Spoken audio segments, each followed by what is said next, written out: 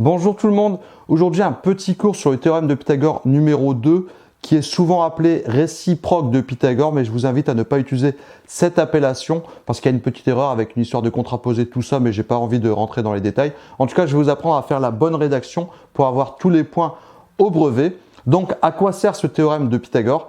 Il sert à savoir si un triangle est rectangle ou non, sachant ses trois côtés. Donc, c'est un triangle. Vous ne savez pas à la base s'il est rectangle ou pas. Donc voilà, par exemple, on va l'appeler roc. Vous avez un triangle roc qui a pour côté 3 mètres, 4 mètres et disons 5 mètres. Et la question est, est-ce que ce triangle est rectangle? Alors comment on fait ça? Il suffit de vérifier que le plus grand des côtés au carré est égal à la somme des carrés des deux plus petits. Donc ici, tout est au carré. Je rappelle qu'au carré, c'est fois lui-même. Donc ici, on a le côté RC, donc qui est le plus grand des côtés ici. Le côté RC, on le voit bien, on a 3, 4, 5. De toute façon, le plus grand, c'est forcément celui qui a pour longueur 5, qui mesure 5 au carré. Donc souvent, on écrit d'une part.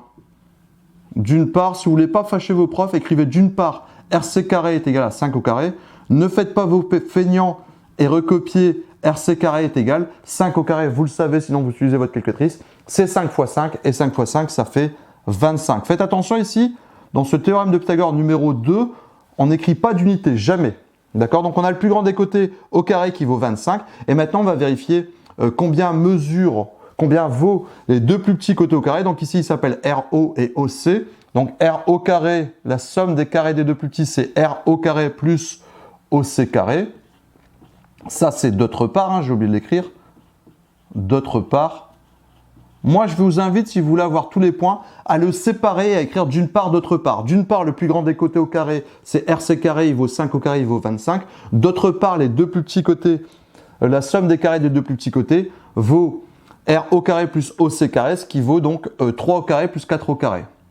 3 au carré plus 4 au carré. Pareil, ne faites pas vos feignants. On recopie, on va pas... Je vois des élèves, souvent, ils vont à la ligne ou je sais pas quoi. Non, on recopie. R au carré plus OC carré, qui est égal donc à 3 au carré. Je rappelle que 3 au carré, c'est 3 fois 3, ça fait 9. Et 4 au carré, c'est 4 fois 4. Donc ça vaut 16. Donc on a R au carré plus OC carré, qui est égal à 25. Et là, grâce au théorème de Pythagore numéro 2, ce que certains profs appellent réciproque, mais il faut faire attention parce que parfois c'est à contraposer, donc moi je vais vous donner la bonne rédaction pour avoir bon dans tous les cas. On remarque que ça fait 25 et 25, donc on sait que ce triangle est rectangle, et on va le dire. Donc déjà, première chose à dire, on va faire remarquer à son correcteur que on a bien remarqué que RC carré est égal à R au carré plus OC carré. Donc ça, on va l'écrire. RC carré est égal, et bien égal, c'est bien 25, 25, donc c'est bien la même chose, à R au carré plus OC carré.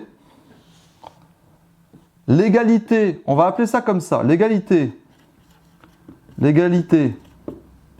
de, et un peu de politesse, on va mettre un P majuscule pour Pythagore et on va essayer d'éviter de faire une erreur d'orthographe à son nom. L'égalité de Pythagore est vérifiée.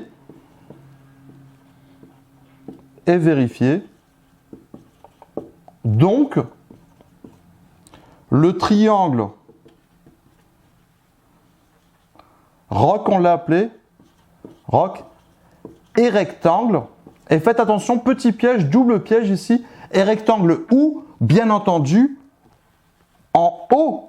Et ça, il ne faut pas oublier de le dire, il ne faut pas oublier de citer Pythagore, il ne faut pas oublier de dire que l'égalité de Pythagore est vérifiée, ou n'est pas, mais en l'occurrence ici elle est vérifiée, et que le triangle est rectangle en haut. Et si j'ai un conseil à vous donner, quand vous dites qu'un triangle est rectangle en haut, allez ajouter tranquillement l'angle droit dans le schéma. Donc ici, on ajoute l'angle droit à la fin, bien sûr, maintenant qu'on sait qu'il est rectangle. C'est souvent utile. Alors, on a aussi le cas où l'égalité n'est pas vérifiée, que donc le triangle n'est pas rectangle. On va en faire un rapidement ensemble. On va prendre un triangle qu'on va appeler JLA. JLA, voilà. On ne sait pas s'il est rectangle, mais on connaît les trois longueurs. Par exemple, on sait que ici, c'est, je sais pas moi, 5 km, que ici, c'est 7 km, et que ici, disons, c'est 10 km. Donc pareil, on va écrire d'une part, vous l'aurez compris, D'une part, on va prendre le plus grand des côtés. D'accord? Donc ici, le plus grand des côtés s'appelle JL, tout simplement parce qu'il y a 5, 7 et 10. Donc le plus grand côté, c'est forcément 10. Donc JL au carré, qui est égal à 10 au carré. JL au carré, qui est donc égal à 10 fois 10. N'oubliez pas, on ne met pas d'unité. 10 fois 10, ça fait 100. De l'autre côté, d'autre part, pardon, j'écris très mal, mais j'écris en diagonale ici. D'autre part, on a la somme des carrés des deux plus petits. Donc ici, JA carré plus AL carré. JA carré plus AL carré, qui est donc égal à 5 au carré plus 7 au carré. 5 au carré plus 7 au carré. On fait pas sans feignant, on recopie. JA carré plus AL carré, qui est égal à 5 au carré. Vous le savez, c'est 5 fois 5, ça fait 25, sinon vous sortez votre calculatrice. Et 7 au carré, c'est 7 fois 7, ça fait 49. D'accord? JA carré, donc on n'a plus que la somme à faire, hein, l'addition si vous préférez. On n'a donc plus qu'à faire 49 plus 74. Donc on remarque que le plus grand des côtés au carré n'est pas égal à la somme des carrés des deux plus petits. Et donc on peut affirmer que le triangle JLA n'est pas rectangle. Donc ici, il n'y a pas d'angle droit. Donc on va faire la rédaction. Déjà, on va faire remarquer au correcteur qu'on a remarqué que ce n'est pas pareil. Ma phrase n'est pas très élégante, mais vous avez compris. En tout cas, vous dites que JL carré n'est pas pareil et différent de JA carré plus AL carré. L'égalité, oula, j'ai vraiment du mal à écrire sur le côté. Hein. L'égalité de Pythagore, on ne se trompe pas sur l'orthographe de Pythagore, n'est pas vérifiée, elle n'est pas vérifiée, n'est pas vérifiée. Donc, le triangle JLA n'est pas rectangle. Bon, je vais avoir du mal à finir pour le pétale. N'est pas rectangle. Et là, c'est pas la peine de citer où, puisqu'il n'est pas rectangle. Alors, je ne vais pas vous mentir, dans un sujet de brevet, dans la plupart des cas, on ne va pas se mentir, le triangle sera rectangle. Parce que, pourquoi le triangle sera rectangle? Parce que ça va vous aider pour les autres questions. Parce qu'une fois que vous savez que le triangle est rectangle, eh bien, ça peut vous permettre de faire de la trigonométrie, d'utiliser un théorème de Pythagore s'il y a un triangle un peu collé comme ça sur le côté, par exemple le mât d'Amato, ce genre de choses.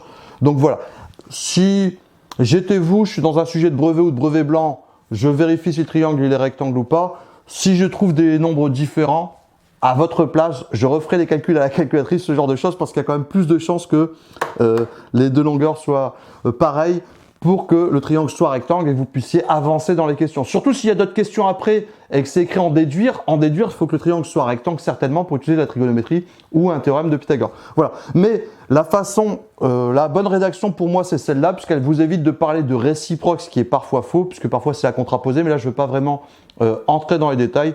Je vous laisse voir ça avec votre prof. Mais voilà, la bonne rédaction, la rédaction parfaite, c'est ça. Donc en plus, elle est facile à retenir. Soit l'égalité est vérifiée, l'égalité de Pythagore est vérifiée, et donc le triangle est rectangle. Soit l'égalité de Pythagore n'est pas vérifiée, et donc le triangle n'est pas rectangle. Allez, à bientôt pour d'autres vidéos.